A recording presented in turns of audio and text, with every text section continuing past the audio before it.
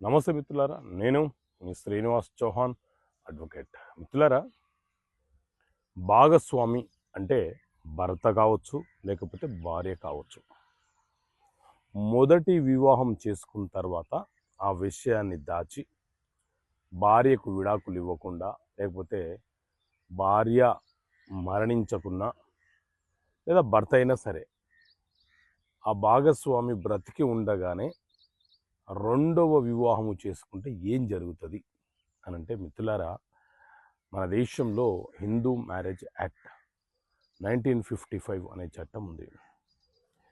ఈ చట్టంలో సెక్షన్ 17 ఏం చెప్తుంది అని అంటే, తన జీవిత కాలములో జీవిత భాగస్వామి బ్రతికి ఉన్న సందర్భంలో మరొక వివాహము చేసుకుంటే చట్ట ప్రకారంగా వారు శిక్షార్హులు అని చెప్తుంది. అంటే భార్య భర్తకు విడాకులు ఇవ్వకుండా మరొక వివాహం చేసుకున్న ఆమె మీద క్రిమినల్ కేసులు ఫైల్ చేయవచ్చు. అదే భర్త కూడా భార్యకు విడాకులు ఇవ్వకుండా ఒకవేళ భార్య బ్రతికి ఉండగానే మరొక వివాహము చేసుకున్న వాళ్ళ మీద చట్ట ప్రకారంగా క్రిమినల్ చర్యలు తీసుకోవచ్చు. దీన్ని బైగామి అని అంటారు. అంటే ఇల్లీగల్గా చేసుకున్న రెండో వివాహము చట్ట ప్రకారంగా చెల్లుబాటు కాదు. ఆ వివాహము చేసుకున్నందుకు కాను గతంలో ఐపీసీ ఇండియన్ పీనల్ కోడ్ ఉండే, అందులోని సెక్షన్ 494 ప్రకారంగా వీళ్ళు శిక్షార్హులు. అదే ఇప్పుడు బిఎన్ఎస్ అనే చట్టం వచ్చింది. ఇందులోని సెక్షన్ 82 ప్రకారంగా ఇల్లీగల్గా చేసుకునే రెండో వివాహం అనేది చెల్లుబాటు కాదు, అది క్రిమినల్ చర్య.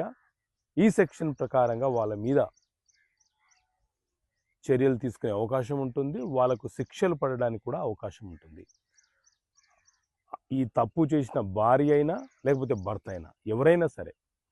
సో కొంతమంది ఏం చేస్తుంటారంటే, విడాకులు ఇవ్వకుండా నా భర్త ఇంకొక వివాహం చేసుకున్నాడని చెప్పి పోలీస్ స్టేషన్లో కంప్లైంట్ ఇస్తే పోలీసులు పట్టించుకోరు. సో ఈ సందర్భంలో మీరు చేయాల్సింది ఏంటి అని అంటే, డైరెక్ట్గా మీరు మెజిస్ట్రేట్ కోర్టులో ఒక ప్రైవేట్ కంప్లైంట్ కూడా ఫైల్ చేసి ఇల్లీగల్గా చేసుకున్న మ్యారేజ్ ఎవరైతే చేసుకున్నారో వాళ్ళ మీద ఎఫ్ఐఆర్ నమోదు చేయించుకునే అవకాశం మీకు ఉంటుంది. ఓకే మిత్రులారా, థ్యాంక్ యూ. జై హింద్.